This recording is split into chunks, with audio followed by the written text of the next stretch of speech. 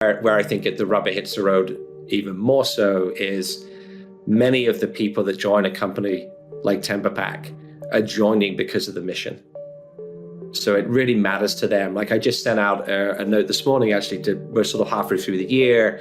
And Simon, the things I led with were the number of shipments we've supported for our customers and what that means in terms of carbon emission reduction and plastic displacement.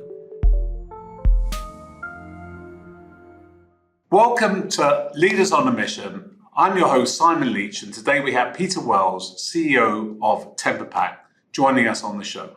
Tune in to discover how he's transforming the packaging industry with sustainable solutions and why he'll never work for a company without sustainability at its core.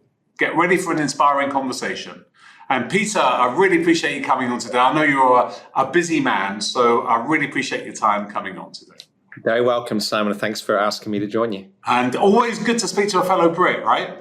Yeah, it's a big day for us, actually, isn't it? It is a big day, exactly. Yeah, exactly. Let's see what happens later. Exactly, absolutely. But look, maybe we'll start. I'm just thinking, before we get to like TemperPack, right? I'm just thinking for you, you've had a really broad and varied career beforehand. Yeah. And I'm just thinking about maybe a couple of impactful moments, throughout your career that really kind of set you up for this position at TemperPack.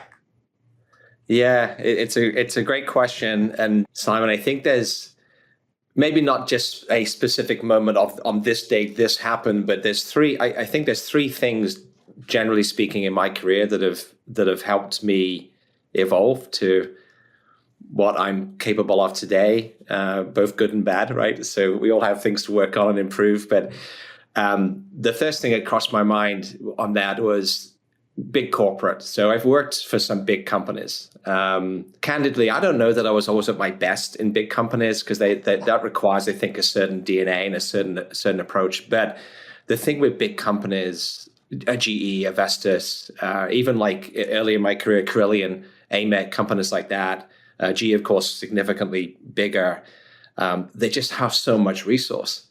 And so when I think back to those times, I think back to the learning opportunity and the depth, the people you worked with, what you learned almost just through osmosis, the resources they had to train you and teach you. I think all of the big building blocks in my career, the things I go to use to run a company, really all come from the training and the education.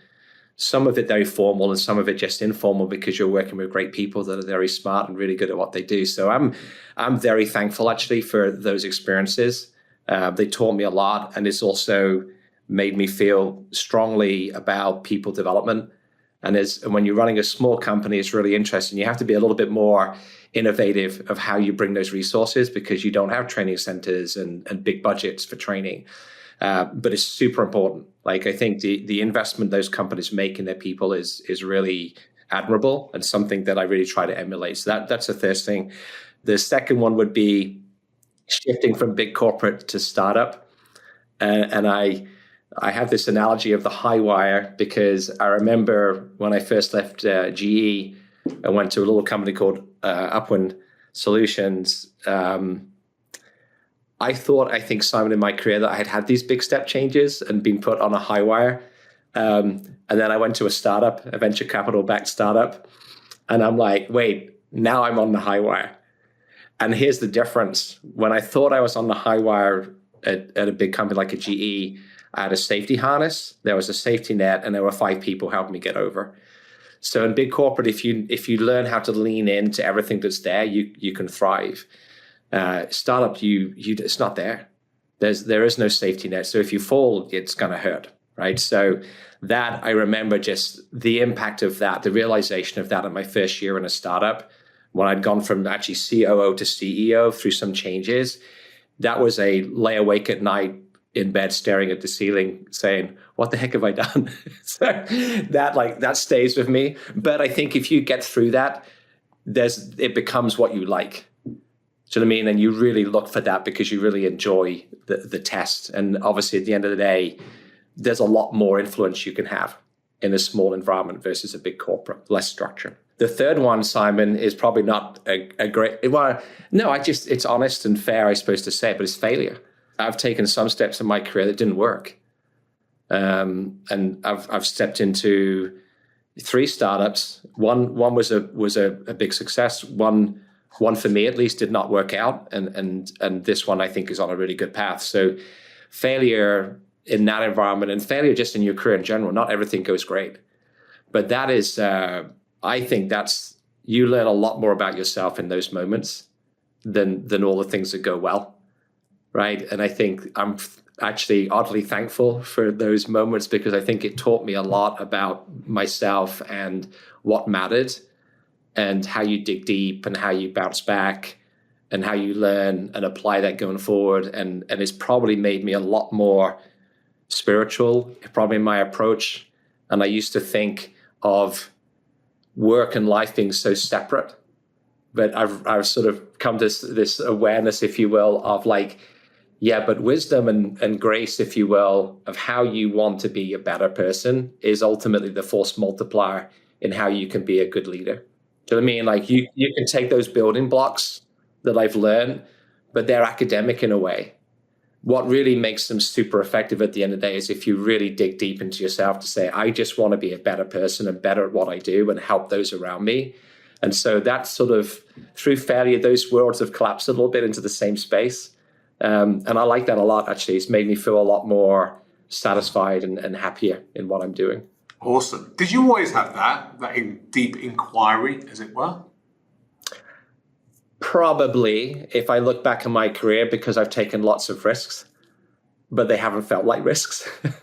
But I talk to other people, they go, wow, you're doing that? That's a big risk. I'm like, is it really? Okay, it just felt interesting. I wanted to go take a look at that. So it's probably been that, what's this all for at the end of the day, and why we're here and trying to find that deeper meaning.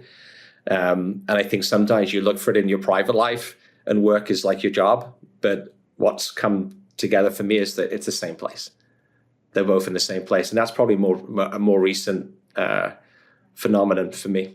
Yeah. And tell me, do you think, therefore, it's essential to, when you talk about the learning from failure, is that because it balances the ego a little bit around that? I'm just thinking, if you've only had success and you haven't experienced any kind of failure, is there something missing from a possible real deep empathy and connection with where you've been in that dark, difficult place? I think it can, right? I mean, I think if you look at, I always enjoyed the book Legacy, which is about the New Zealand All Blacks, and it talks about pride and humility and how those two things have to come together. So no one player was bigger than the team.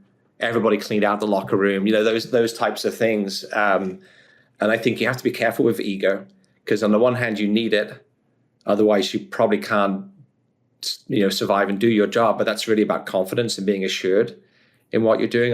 But on the other hand, you need to be super open and humble and inquiring, not just pushing and advocating for your view all the time, but inquiring and looking for other people's views. So I think failure is humbling in a massive way, right? And then but it does give you that opportunity to go, it's okay.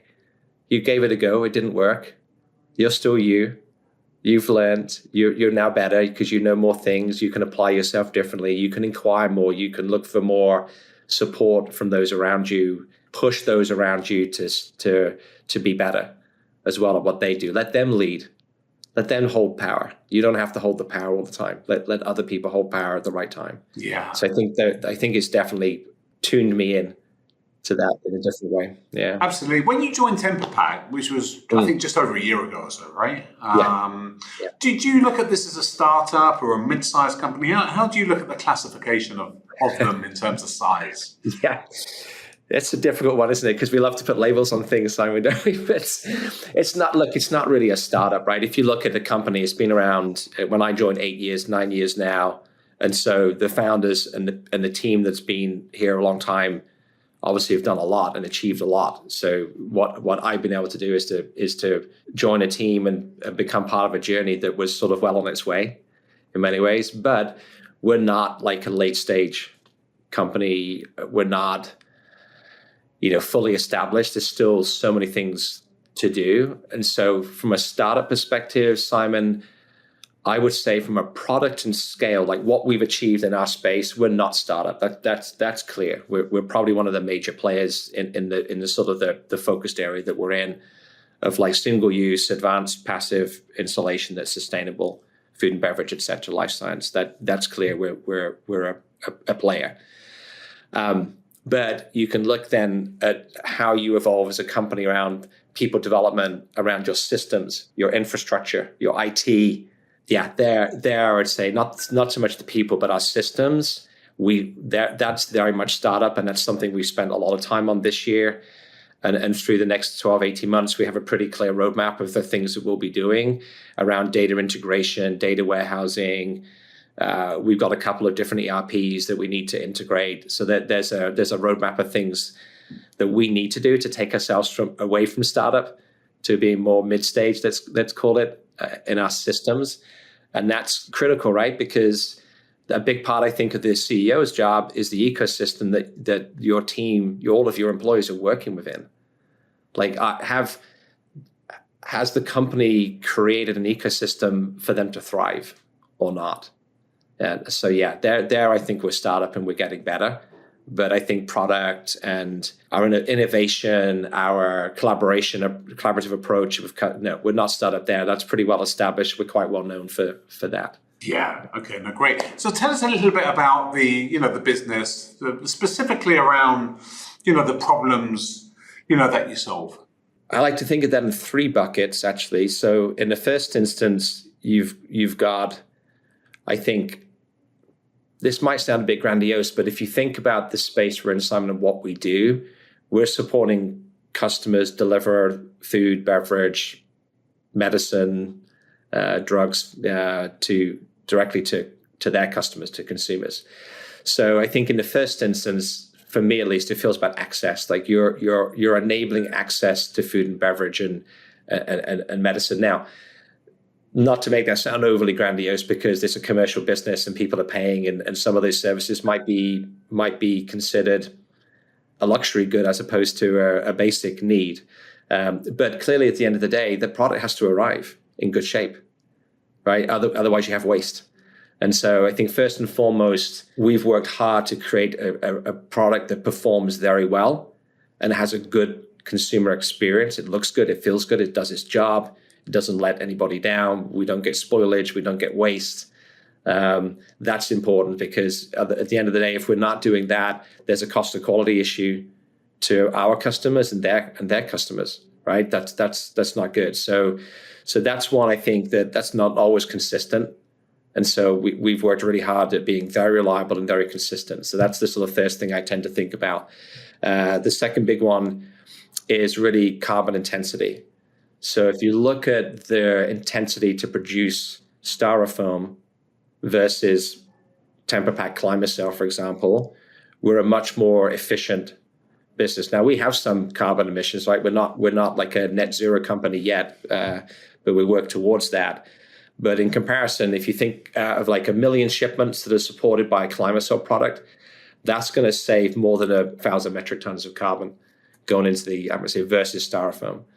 So for every 1 million shipments, it's sort of like 1,170 metric tons of carbon emissions that are avoided, basically. So you can do the math. Like when you think we're at 120 million plus shipments now, we've had a pretty big impact. 12 million plus metric tons of carbon that has not gone into the environment.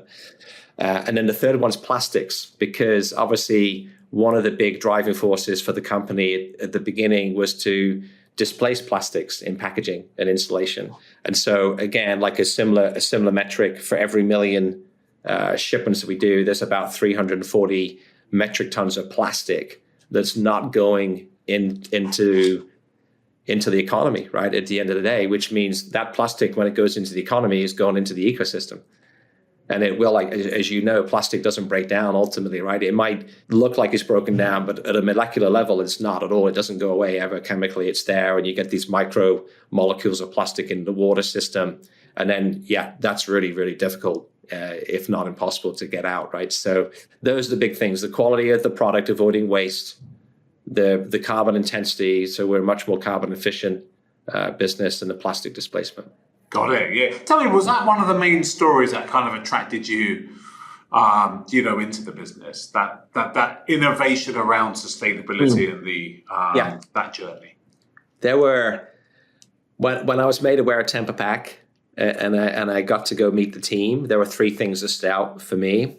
The first one actually was the people, which is always important, if not the most important, that just the team, whether it was the board or the leadership team, the founders, I really enjoyed the people I met. And I felt a connection very quickly. And you come away with this sense of like, I could work with these people. This is a great group of people. So that really stood out for me. But the second thing for sure was the impact. When you look at the mission around carbon and around plastic, I don't know how you wouldn't be excited about that, to be honest, right? So that really resonated for me. I also felt impact-wise that with where the company was and with the skills that I had learned, that it felt like a good connection in that way too, because you want to be valuable when you're somewhere. So I felt like that I would be worthy and be able to help and be valuable. Yeah, and then the third one was the space. I was really intrigued by the whole direct-to-consumer space and packaging. I think it's interesting. We're all consumers and recipients of it at the end of the day because we all get stuff at our homes. We all have to separate stuff and put it in the recycle bin or try to compost it or whatever we're doing. And so you have that connection to it as well, which I think is really interesting to be able to get into a space. But then the complexity, Simon, of what has to be done in packaging, cold chain especially, was really surprising to me. I had no idea. I was very ignorant of the depth of engineering that actually exists within the packaging industry. Tell me more then about that thing with the cold chain, because that's the sweet spot of where you play, isn't it? Yes, it is. Well, it's a company where there's really three essential things that are coming together to make us capable of what we do. And if you go right back to the origins of the company, back in like 2015, there's sort of 9 years now of evolution of IP and capability. And it all centers around material science, process engineering, and then packaging engineering. And those three disciplines, it's really interesting, Simon, because if you walk out onto the production floor of Climastel in Richmond, say, or Las Vegas, that production line, it's not like somebody picked up a catalog and picked, oh, I need that machine, that machine, that machine. These are bespoke items, right? This is a fabrication process that has machinery that had to be designed and then made especially for TemperPack and then integrated. So everything really, there's some off the shelf stuff, but not much. And even those things have been adapted and modified to suit the purpose that we need. So that even right there is mind blowing, right? You walk out and you go like, where does this all come from? Oh, we designed it. We figured out how to make this stuff. So there's a lot of know-how and trade secret and just even the process. And then you go to the material because we're using starch and a few modifiers and paper. That combination, like we're combining some starches and some modifiers, mixing them, putting them into like under massive pressure, and then they get extruded. So that whole, what's the right extruder? What's the format of the screws? Like the screws, as you compress down the line, down the barrel, there's different configurations that you can use that you experiment with. I think Charles Vincent, who's one of the founders and our CTO, I think Charles and a team, Simon, I think they've done hundreds of formulas over the years, hundreds, to test and experiment of like, is this the most cost-effective blend? Does it have the properties I need the density as a foam, the thermal insulation characteristics that are needed? Does it have the elasticity? So even once I've made it, will it now perform or will break down, right? It can't break down because now it's not insulating. So all of that know-how and capability of Davis is actually incredible. So now you're taking all that material science and that process, right, to produce something that you see behind me, right? It's a panel. It's a bendable, we typically have they kind of make a C shape in the box, like bottom, side, top, and then side, side, side. We call them AB panels. So yeah, that has to work, and you look at it, it looks quite simple. But the technology that goes into making that perform and look good and give that experience to the customer that's important, yeah, it's super high. And then all the packaging engineering on top, because you're looking at what's the load that's going into the box. Is it chilled? Is it frozen? They have different properties, obviously. You don't typically mix them. With frozen, you use dry ice typically because you want to keep it frozen, but you can't use dry ice with chilled because it will burn it and it will damage the product. How are you positioning those products in the box? Where is the gel or the dry ice sitting? How are you making that work? How thick is the insulation with that combination of product and gel? And how am I economizing? Because the bigger the box, the more expensive it is to ship. The thicker the insulation, the more real estate I've taken away from the inside of the box that needs to be there for the product. But if I go thin on insulation, now I'm using loads of ice, and that takes away real estate. So all of this optimization and knowing, right, the thermal profiles, with one of our biggest customers is 48 different thermal profiles that we have to pass for the different seasons through the year, because you have winter, summer, super summer. There's different needs. So yeah, it's super complex, and it's those three things coming together that allow TemperPack to be good, like to be very good at what they do. And so yeah, it's super interesting. Yeah, no, I love that. Just a couple of things that come to mind, like this product that you've just outlined, it kind of replaces the traditional styrofoam product. Is that right? Yes. Yeah, and I never realized this is a product that ends up on landfill, right? This is a product which is awful for the environment. Can you just tell us a little bit more about that? With styrofoam? Yeah. Yeah. I mean, look, so number one, it's incredibly energy intensive, which we just talked about. But if you look at, it's very interesting actually. If you were to pull up the whole sort of like plastics industry, right, of like the origins of the oil and then the process it goes through and the different products it can make, there's a lot of different types of plastic that are produced. So when you think about that sort of oil derivative products, it's very complicated. Super clever, right? And an amazing journey for humankind, probably in some ways, of like how we figured out how to do that. But the downside of that is that there's very little that can be collected and recycled. You have to be able to separate it and sort it. Then it has to be able to go through a process to be reused. So PET is like one of the only things that when you look at all of that stuff that's coming out of that industry, it's a very small, at the end of the day, there's a really small stream of products. And then probably not even all of that is making its way back into the sort of the beginning of the chain again. Paper is really different. If you look at the paper industry, it's almost entirely recycled. Do you know what I mean? Because it's just I can sort it, right? I can pulp it, and I can then bale it, and I can push it back into. And so when you look at that system of sort of that, there is really a good circularity of paper. So that's where you get the reuse, and you avoid that stuff going into landfill. Where paper and also then starch, the good thing with the starch is it's a smaller, like a percentage content of what we do, plus it breaks down. So you can still separate, and it will separate from the paper. And so you can still get the paper out of our product and get it recycled. And if it did end up in landfill, it would break down in the end anyway. Yeah. Right. So that's a much better thing. And if that got back into the water system, it's going to be broken down and dissolved and disappeared. Like it won't be harmful in any way. Yeah. Okay, so no, great.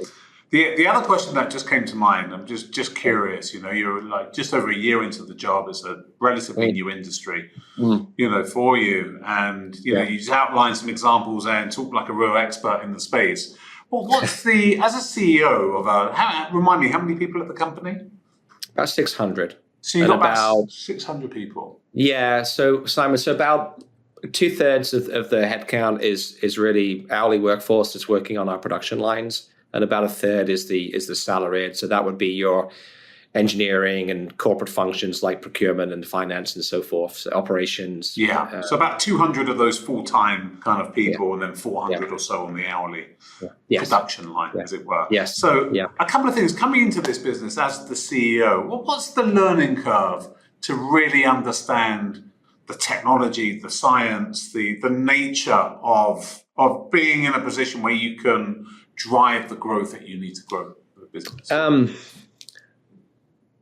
Well, I don't think you ever get off the learning curve, probably in any job. I think even like I did over a decade in wind energy, and I still felt like I was learning when I left, because it's complicated, right? There's a lot of elements. And the thing with that, Simon, is that you obviously want to learn enough such that you can be competent and you can understand what your team's telling you. And you can ask the right questions at the end of the day. Obviously, I think the phrase "there's no bad question" is totally true. And I think if you're comfortable with just not being afraid, this might be a silly question, but I think that's fine. But it's also about recognizing your team will be better than you at what they do. That's the whole reason you have a head of operations, a head of sales, or like they're better at that than you. That's why they do that job. And so there's experts around you, around the table with you, and then in their teams, there's a lot of expertise. So I think a big part of it is getting yourself to a level where you can be smart enough. I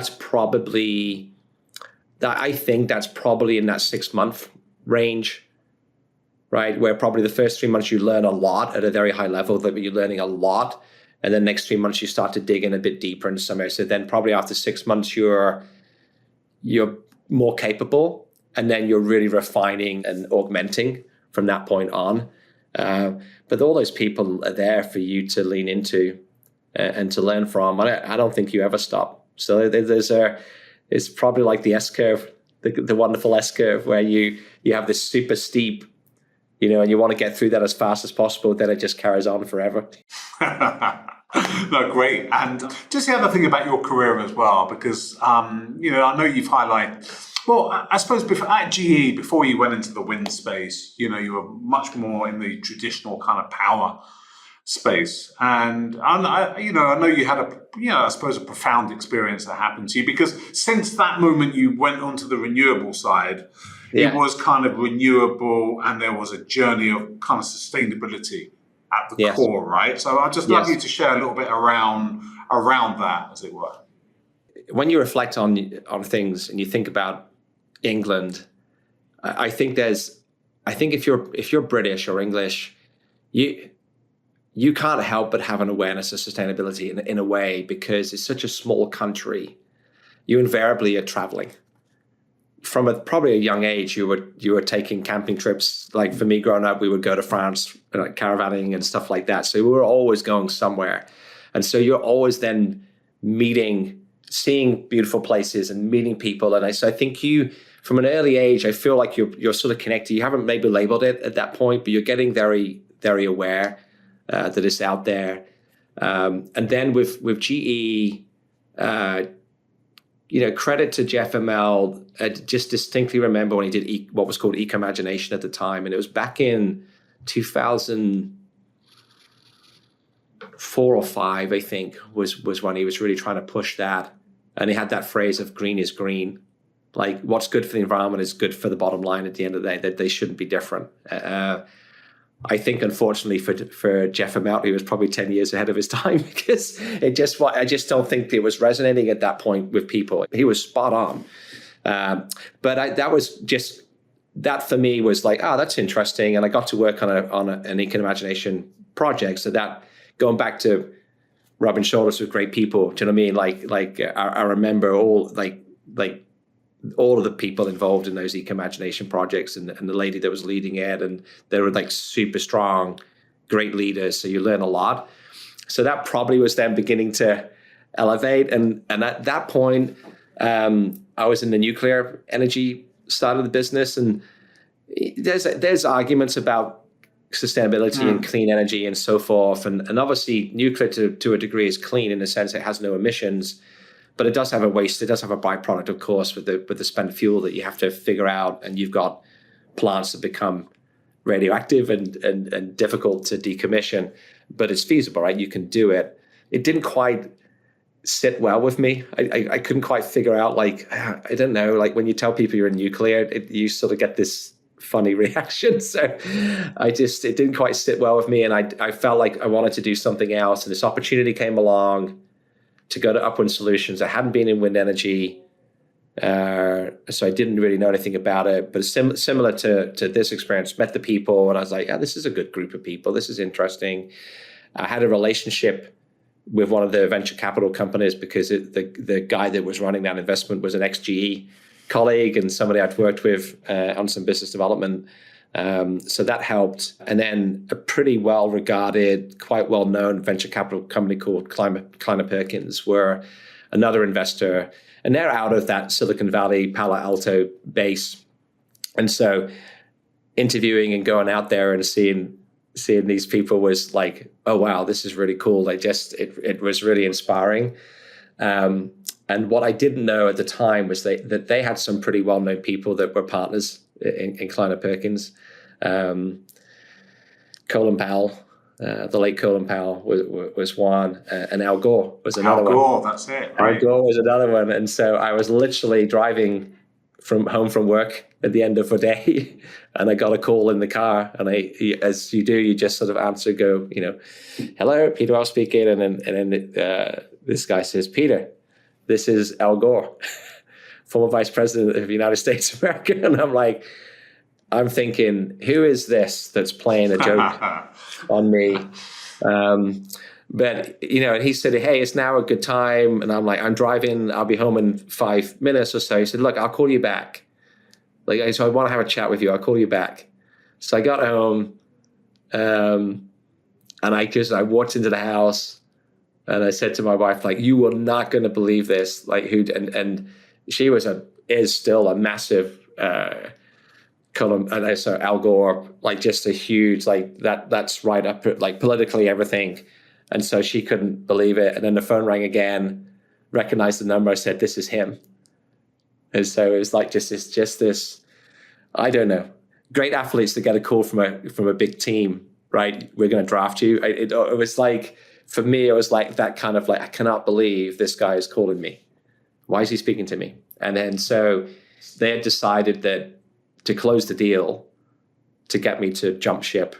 It's hard, you're leaving something that's very secure and safe. It's and they know that. So yeah, he said, this is why this is such a great job. We need people. He talked about, obviously, the environment. And he said, Peter, we need to pull talent into this industry. This is a really big opportunity for you. We want people like you. So he really made me feel important. But I loved it. And I met him because he was part of that community. And I was there for 5 years.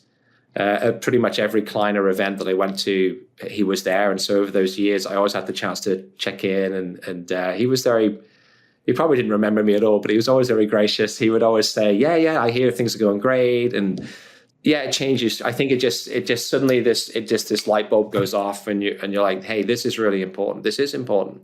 It isn't just a job. And I don't think I'd ever really had that sense of purpose before. Yeah. I speak to a lot of people that understand the impact of climate very early in their career, and it's a very, linear line with them. But for you, I love the story because it was almost like you had your eyes opened through the discussion, and it was almost so profound for you, and it was like, never going to go back. This is important stuff. And tell me a little bit about, because, running a mission-driven company where sustainability is at the core. Tell us a little bit about how different that is. So I think, Simon, to some degree, it's not different in the sense that you're still running a company. The things that matter to you as a CEO, I think I mentioned, I think of it in 3 blocks. It's the people, the ecosystem, the direction, the vision, the mission that you're on. You need that in any company, right? At the end of the day. So I think those things are very familiar. If you've been in a VC-backed world before, the board, the investors, all of those things, that sort of universe, if you will, is very familiar.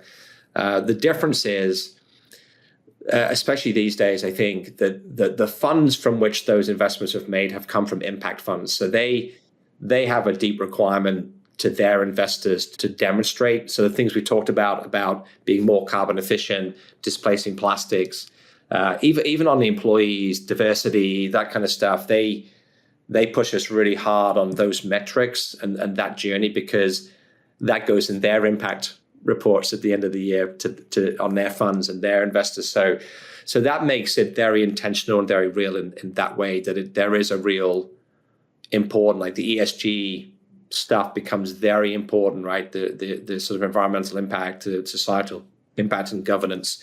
So I think that becomes a very big part of what you do. But as it comes to running a company, I don't think that different. Where it does get, I think, interesting is, well, not that other stuff isn't interesting, but where I think the rubber hits the road even more so is many of the people that join a company like TemperPack are joining because of the mission. So it really matters to them. Like I just sent out a note this morning, actually, we're sort of halfway through the year. And Simon, the things I led with were the number of shipments we've supported for our customers and what that means in terms of carbon emission reduction and plastic displacement. I led with that. I didn't say, here's our EBITDA. I did later on, right? But I didn't. What I led with was that, because for most of our employees, that really matters. And it has to be genuine. It can't be greenwashing. It can't be fluffy stuff. It has to be really genuine. We hold ourselves, I think, as well, very accountable to, it's one thing, we know the product we produce has a really positive impact, right? But there's also the way we produce it, the how we get there, and that matters too. And so we hold ourselves very accountable. So it's not just being better than the incumbents, but also we have to get better year over year. So that's important. And then, is that in terms of the process and the way you manufacture and make things?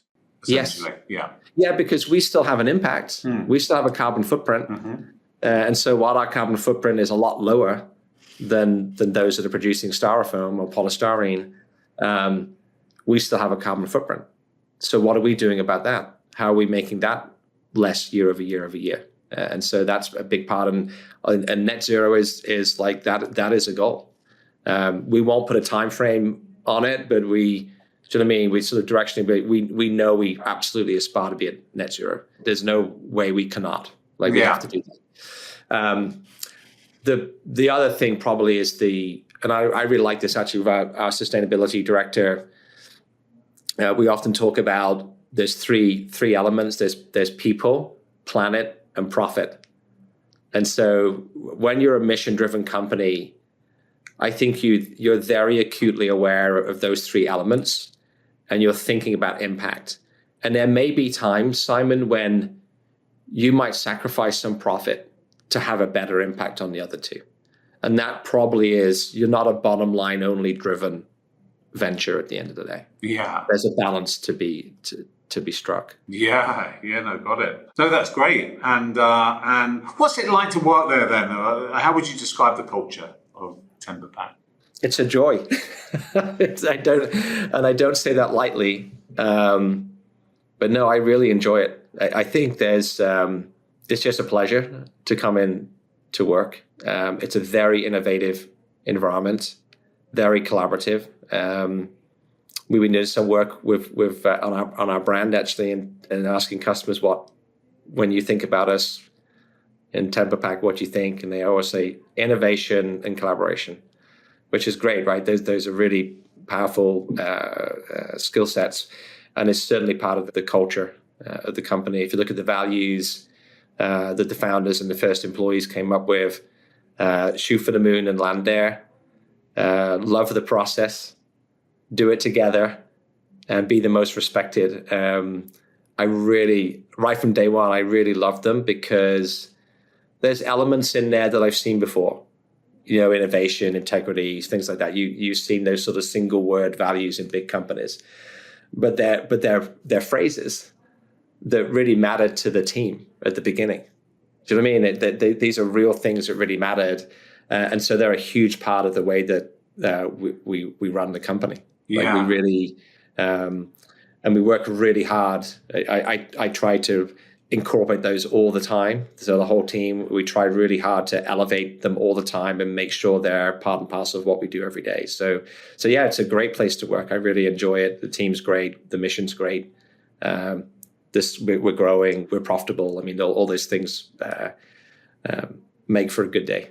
Oh, awesome. But look, I could talk to you with your experience, background. We could talk for forever. But listen, I just think, great discussion, conversation. I think that brings us to the end of, today's episode on Leaders on a Mission. Look, big thanks, Peter, for sharing your really invaluable kind of insights. Such an inspiring story of TemperPack, both in terms of, the clarity around kind of sustainability. It's not just a buzzword here. It's exactly, what you do and what you lead with, and it's the real driving force behind the innovation. So thanks a lot for sharing. And like to all my listeners out there, like if you enjoyed the episode, please subscribe to our podcast, leave a review and share it with others and who you think may find it interesting. And thanks very much for listening, and stay tuned for more conversations. Thank you.